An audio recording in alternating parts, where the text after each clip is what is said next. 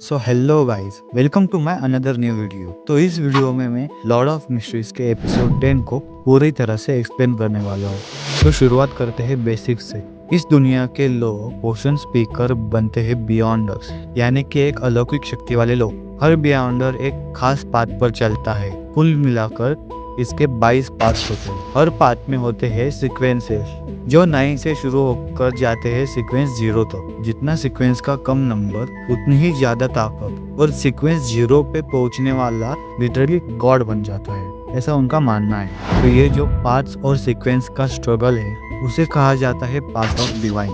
तो गाइस, इस एपिसोड की स्टार्टिंग में हमें दिखाया जाता है कि क्लाइन अभी भी नील की मौत की वजह से डिप्रेस है। वो उनकी लेबोरेटरी में नील की यादों को दोहराता हुआ बैठा होता है। कुछ देर बाद क्लाइन को एक लेटर मिलता है जो कि मिस्टर अजीक ने भेजा होता है। अजीक ट्रेन पकड़कर बैकलन निकल चुका होता है।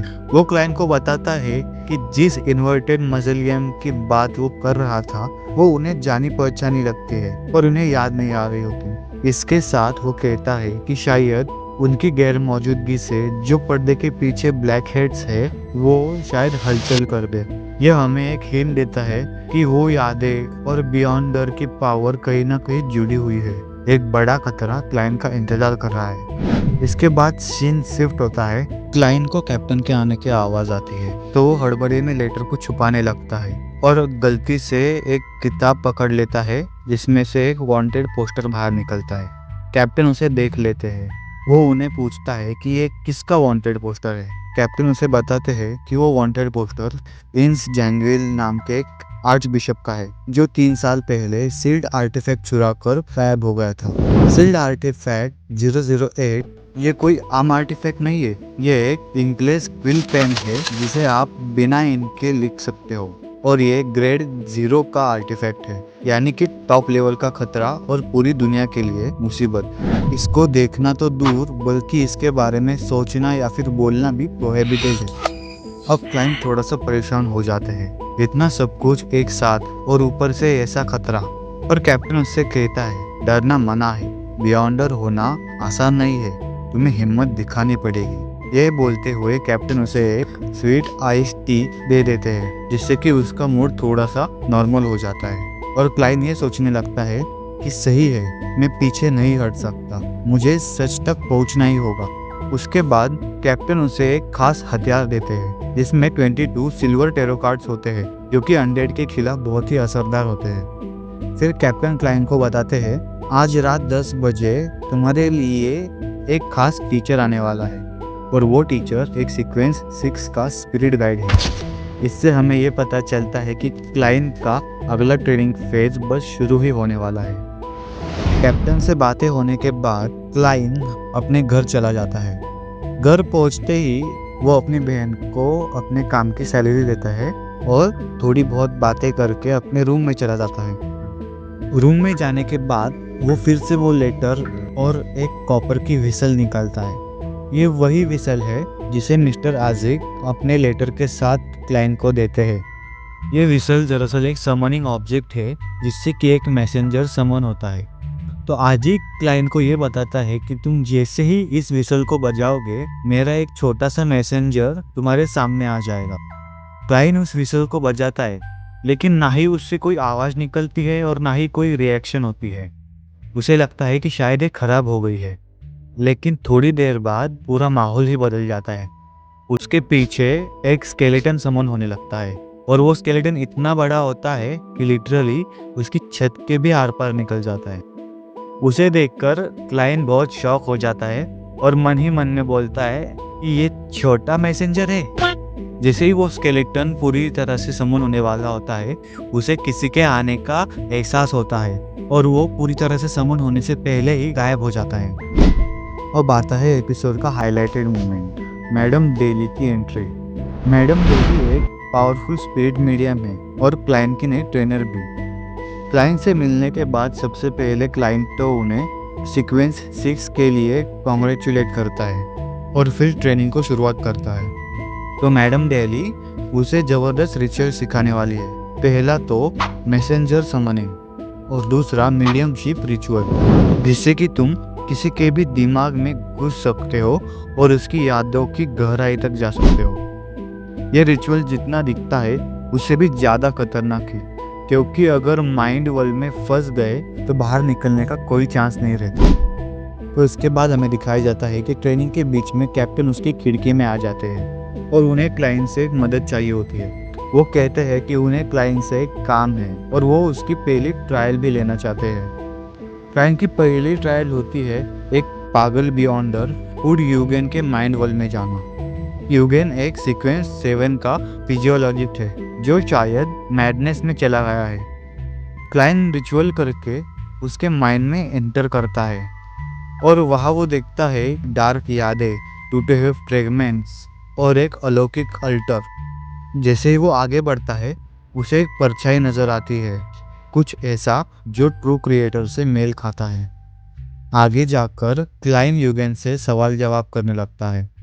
वो उससे पूछता है कि तुम कौन हो। इस पर यूगेन अपनी पहचान बताता है।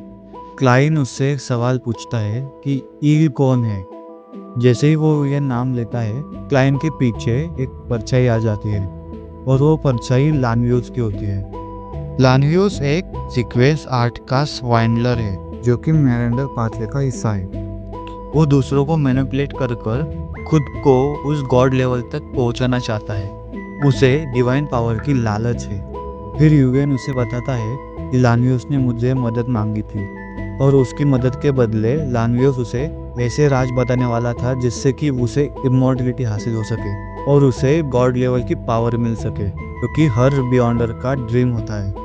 जैसे ही क्लाइंट उससे पूछता है कि लान्वियोस ने तुमसे क्या मदद मांगी थी, वैसे ही उसका माइंड डिस्टर्ब होने लगता है और वो क्लाइंट पर अटैक कर देता है। क्लाइंट उससे बचने के लिए बाहर भागने लगता है, क्योंकि अगर वो अंदर फंस गया तो कभी बाहर नहीं निकल पाएगा। वो उस चीज के अटैक से बचते बचाते किसी तरह उसके दिमाग से बाहर निकल जाता है और बाल बाल बच जाता है। जैसे ही क्लाइंट उसके दिमाग के बाहर आता है यूगेन की ओरिजिनल बॉडी उस पर हमला कर देती है, लेकिन एन वक्त पर कैप्टन आकर उसे गोली मार देते हैं जिससे कि वो मर जाता है। बाद में कैप्टन उससे पूछते हैं तुम्हारी लिंक कैसे टूटी। इस पर क्लाइंट बोलता है कि मैंने वहां पर एक ग्लूमी अल्टर देखा और एक शैडो जो डिवाइन गॉड को रिप्रेजेंट कर रहा था। इस पर कैप्टन बताते हैं कि यूगेन जो देख रहा था वो शायद ट्रू क्रिएटर हो सकता है और अगर ऐसा है तो इसके पीछे जरूर ऑरोरा ऑर्डर और शायद फिजियोलॉजी अल्केमिस्ट का हाथ हो सकता है। यानी कि अब बात सिर्फ क्राइम तक नहीं रही, ये एक सुपर नेचुरल कॉन्स्पिरेसी बन चुकी है। इस सीन के बाद सबसे बड़ा ट्विस्ट आता है। एक एमपी जॉन मायनार्ड की अचानक मौत हो जाती है। लास्ट टाइम वो जिससे मिला था वो शैरॉन खोए, एक फेमस सोशलाइट फिगर और बैरन की विधवा थी। अब सारे लोग शैरॉन को ब्लेम कर रहे थे, लेकिन उस पर कैप्टन कहते हैं इसमें कुछ तो अननेचुरल है, ये कोई आम डेथ नहीं है। कैप्टन क्लाइंट से कहते हैं कि अब हमें 2 रास्तों की तह तक जाना होगा। पहला, लिन्यूस कौन है और उसका क्या प्लान है, और दूसरा, शैरॉन खोए की असली पहचान और उसका नेटवर्क क्या है। यह सिर्फ एक साजिश नहीं, शायद ये एंड ऑफ डेज का पहला कदम हो सकता है।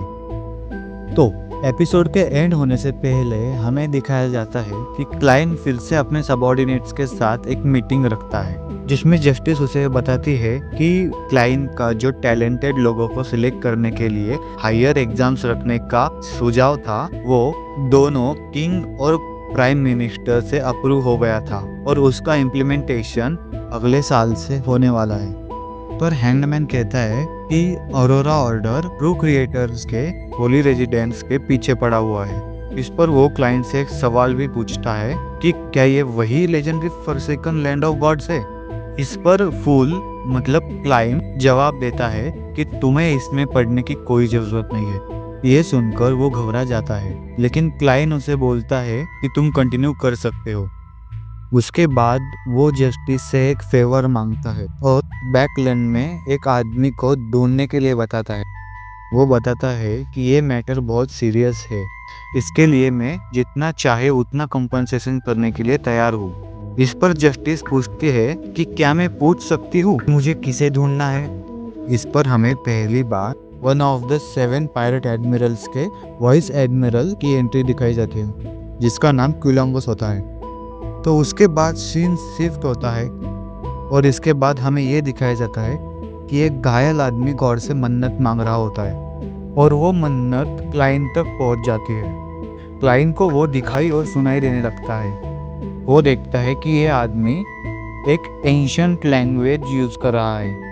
उस आदमी से उसे फॉरसेकन लैंड ऑफ गॉड्स के बारे में क्लू मिल जाता है, जिसकी वजह से वो उसे अपने मिस्ट्री वर्ल्ड में समन करता है। जैसे ही वो उसे समन करता है, वो आदमी हैरान हो जाता है।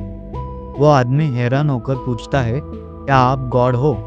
जिस पर क्लाइंट बोलता है कि नहीं, हम गॉड नहीं है, लेकिन ये हमारा डोमेन है। और थोड़े से इंट्रोडक्शन के बाद क्लाइंट उसे बहुत सारे कार्ड्स दिखाता है और उनमें से उसके लिए एक कोड नेम चूज करने को बोलता है, जिसमें से वो आदमी सन को चूज करता है। और यहीं पर वो एपिसोड खत्म होता है। तो दोस्तों, एपिसोड 10 ने खोल दिए हैं डिवाइन पावर के राज और हमें मिलवाया खतरनाक लोगों से। साथ ही एपिसोड के आखिर में एक नया साथीदार जो क्लाइंट की टीम का हिस्सा बनेगा। तो गाइस, अगर आपको ये वीडियो ब्रेकडाउन पसंद आया है तो जोर से लाइक ठोको, चैनल को सब्सक्राइब करो और कमेंट करके बताओ कि क्या आप एपिसोड 11 का भी ब्रेकडाउन चाहते हैं। तो ऐसे ही वीडियो देखने के लिए जुड़े रहे मेरे चैनल के साथ। मिलता हूँ आपको नेक्स्ट वीडियो में।